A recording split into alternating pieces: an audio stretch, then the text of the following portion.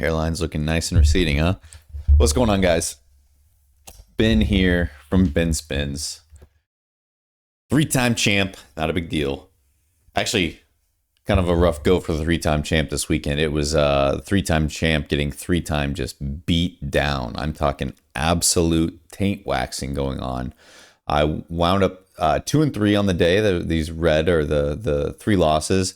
But from getting my teeth kicked in, I thought it'd be a good idea to talk about data acquisition and kind of how, hey, in the midst of defeat and absolutely getting destroyed every turn, a lot of good can come from that. And I haven't seen a ton of like data acquisition and applying data related to beybladex as far as the content game goes. So figured I'd put something together for you.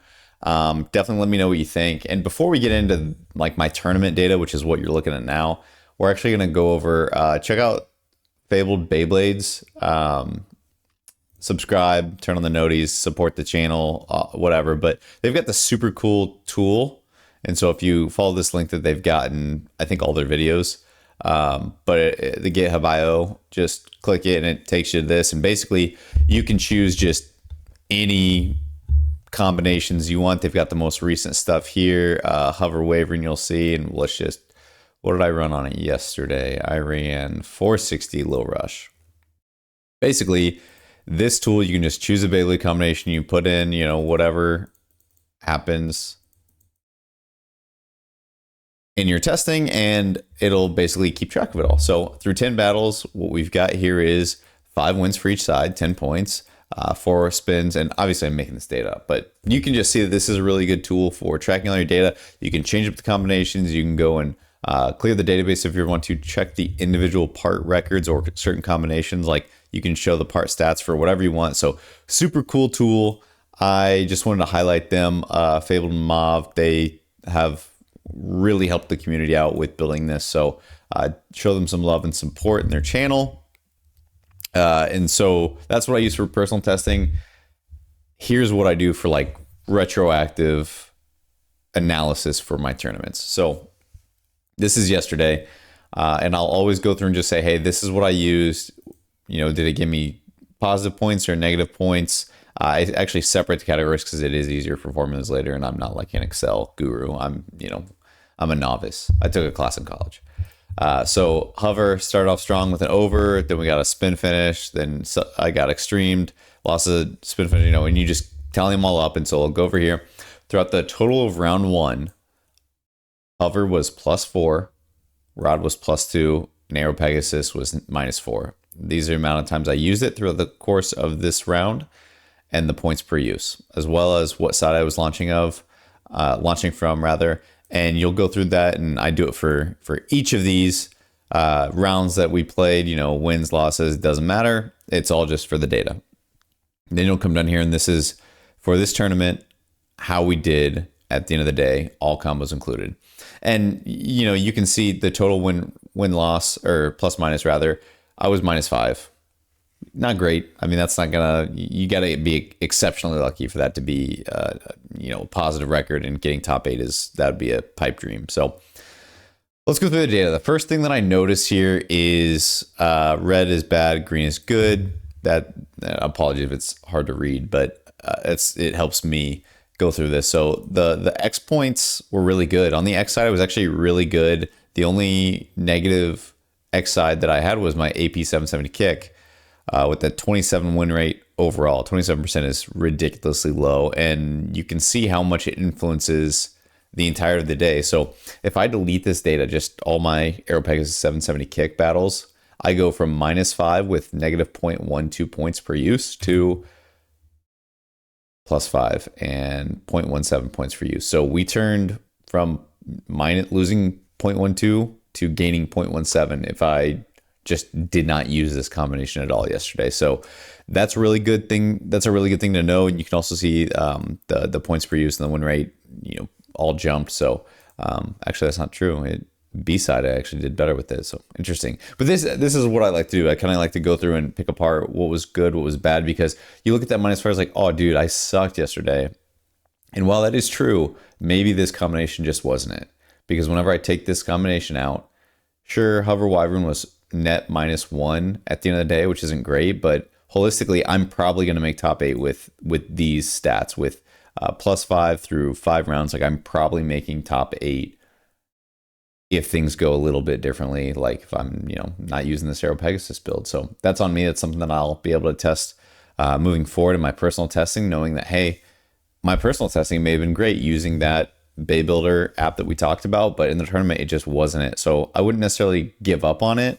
I did only use it 11 times, which in the grand scheme of things is pretty small, but it's certainly a red flag that this was getting absolutely dumpstered by everybody. So after we've got the day of the tournament, we move to the totals. And this is, I started, Beyblading competitively, competing in tournaments and stuff. 317 is when I started tracking this data. So everything from 317 to Sunday, this is all my data. This first area is going to be the individual combos, and it's the same things before. The plus minus total usage, wins, points per use, X side, B side, yada yada. Pay really close attention to like this usage category because I've got, Shark Edge on Elevate looks like a stud, just 100% win rate, 1.5 points per use, but then you realize like, dude, I've only used it twice. Yeah. So that's very misleading. I could go and lose it 10 times in a row, and obviously that would be stupid. But like you see some higher numbers here from stuff I've tested: Wizard Rod, Night Mail, Cobalt Dragoon, another Wizard Rod. Like these are getting into that area where it's more definitive still in the grand scheme, of data. This is very small, but for the limited amount of tournaments that we go do, this is really good to know. And that's why I often use Night Mail 760 Low Rush and Wizard Rod 770 Rush. Also, hand up, I did make a mistake. I made a video where I said Wizard Rod 960 Elevate was the best Wizard Rod build, and I had every indication from solo testing that that was true. But that's the issue with solo testing, right? It can be super good against yourself, against certain combos that you come and prep with, but when you go against an opponent, it's just a completely different animal. And the big thing was bursting with this. In my solo testing, barely ever burst. Very, very rare for it to burst. But if we go to that tournament, which I did win, don't worry. But I mean, I was bursting all the time. You can see these red -2s that I highlighted. Those are all bursts. So if we take those out and I don't burst and I maybe win some points, then that obviously is going to shoot up. But that's kind of the risk you play with Elevate. And so, I got burned by that. So hand up, my bad, guys. Wizard Rod 770 Rush, the superior Wizard Rod build. After we have the combos, we go to the bits. So Rush, Hexa, Level, Elevate, Low Rush, and Kick. I've only used 6 bits, which is kind of interesting to me, that I've tracked in this spreadsheet. I am not a huge stamina person. I have been before, and this is no shade to anybody that runs like ball or free ball or anything. Like, they're awesome performance. They're good. I prefer to use my builds are more balanced or even aggressive kind of attack style. So that's what I do. But like, dude, if you're a free ball believer, a ball believer, like, go for it. I believe in you. So whatever you believe in, I'm cool with. But you can see just like Low Rush has been my baby girl. Rush, always consistent for me. Hexa and Elevate, I've used a decent amount with just not great results from Elevate. Like I said, just burst prone. So that's tough. Blades, no surprise that Wizard Rod is an absolute stud. Night Mail, also my boy. And then Silver Wolf, again, limited data, but great results. So always love to kind of look through these things. And I will say, so the last one here is Ratchets.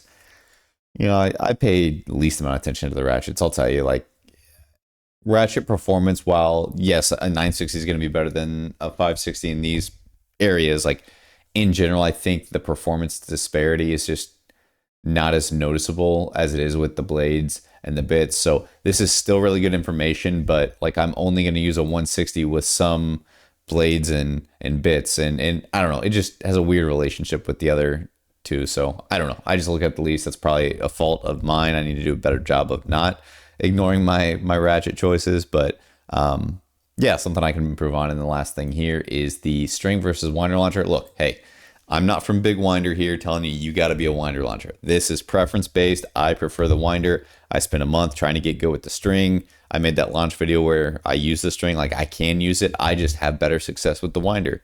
You may have much better success with the string. That's cool. I'm not here pushing any agendas, right? I'm not lining my pockets with anything. Use what you feel best with and what gives you the most confidence. For me, it's winder. So, and the data kind of backs it up for me. So that's why I use it. But Anyway, the thing that I'd like to do next as well is go through my opponents. That's this tab. It hasn't been built out yet, but what builds am I struggling against, or am I doing really well against?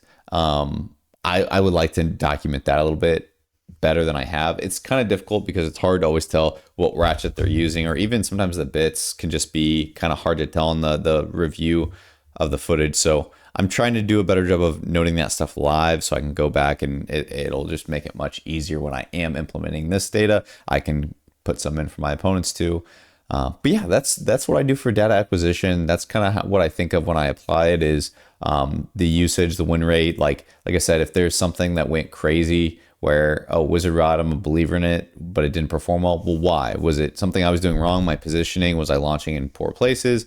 Was it getting bursted? It was. My ratchet was cooked. But like whatever it is, I'm not trying to make excuses for the data, but I'm trying to understand the data and maybe say, hey, if one or two things go differently, this number could actually go up way higher or it could shrink even lower. So that's kind of what I wanted to talk about. I just haven't seen a ton of content on this. So I appreciate you guys for watching. I really do have some fun stuff coming up, like this draft thing down here. I've got 2 draft tournaments that I'm kind of a part of. So that'll be some fun stuff to look forward to. I've already completed one of the drafts, and I've got another one here in the next day or two for upcoming tournaments. So anyway, appreciate you guys. Thank you so much. Have a great rest of your day. Let me know what you want to see. Let me know what I can be doing better with this data. If you also keep data, maybe give me some tips and tricks, some things that you found to help you in becoming more successful with your beybladex competitive mindset and combo building and strategies and whatever, right? I want to get better from you guys as well. So thanks for watching. Have a good day. I'll talk to you later.